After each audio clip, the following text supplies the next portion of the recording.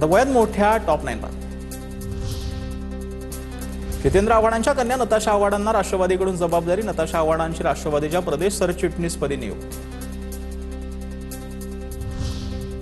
Chhatrapati संभाजीनगरच्या wits hotel आणि जागा लिलाव प्रकरणी उच्चस्तरीय समितीचा अहवाल राज्य सरकारकडे सादर। विभागीय आयुक्तांच्या अध्यक्षतेखाली 8 सदस्यीय समितीचा अहवाल। सरकारच्या निर्णयाकडे सर्वांचं लक्ष।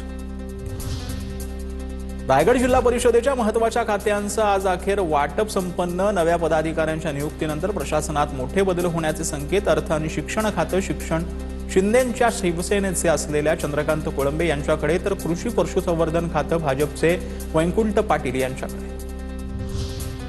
पुण्याच्या भोरमध्ये ग्रामपंचायतीच्या पोटनिवडणुकीचा बिगुल वाजलाय। निवडणुकांसाठी उमेदवारी अर्ज दाखल करण्याच्या प्रक्रियेला आजपासून सुरुवात झाली। 26 ग्रामपंचायतींमधील रिक्त असलेल्या 9 थेट सरपंच आणि 34 सदस्य अशा एकूण 43 पदांसाठी ही पोटनिवडणूक होती। छावा संघटनेच्या नानासाहेब जावळेंनी घेतली विखे पाटलांची भेट। मराठा आरक्षणाच्या पार्श्वभूमीवर भेट घेतल्याची माहिती। हैदराबाद गॅजेटचा मराठा समाजाला फायदा होत नसल्याची पदाधिकाऱ्यांची तक्रार।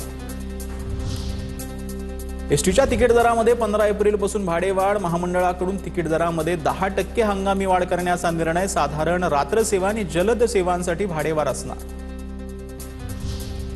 सोन्याच्या दरात 3000 रुपयांनी, तर चांदीच्या दरात 10,000 रुपयांची वाढ झाली। सोन्याचे दर जीएसटीसह 1,56,045 रुपयांवर, तर चांदीचे दर जीएसटीसह 2,54,000 पोहोचले।